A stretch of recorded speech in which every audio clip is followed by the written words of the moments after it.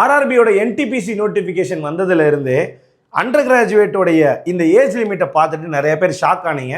ஏன்னா போன தடவை அண்டர் கிராஜுவேட்டோட ஏஜ் லிமிட் 33 வரைக்கும் இருந்தது. இந்த தடவை அந்த 3 வருஷம் கம்மி பண்ணி உங்களுக்கு 30 வரைக்கும் தான் கொடுத்துருக்காங்க.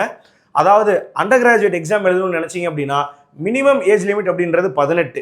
2008க்கு அப்புறம் பிறந்த யாராலையுமே எழுத முடியாது. 2008க்கு முன்னாடி பிறந்தவங்களால தான் எழுத முடியும். அது மட்டும் இல்லாமல் யூஆர் அதாவது அன்ரிசர்வ்டு மற்றும் இடபிள்யூஎஸ் கேட்டகரியில் வரவங்க 2/1/1996க்கு அப்புறம் பிறந்திருக்கணும். சரிங்களா? அதே மாதிரி ஓபிசி நான் கிரீமி லேயரை கிளைம் பண்ணக்கூடியவங்க 2/1/1993க்கு அப்புறம் பிறந்திருக்கணும். எஸ்சி/எஸ்டி கேண்டிடேட்டாக இருக்கும் பட்சத்தில் 2/1/1901க்கு அப்புறம் பிறந்திருக்கணும். ஸோ எக்ஸாக்டாக இந்த டேட்ஸை ஞாபகம் வச்சுக்கோங்க. இதுதான் உங்களுக்கான age limit and criteria. Education qualification ரொம்ப சிம்பிள் தான்.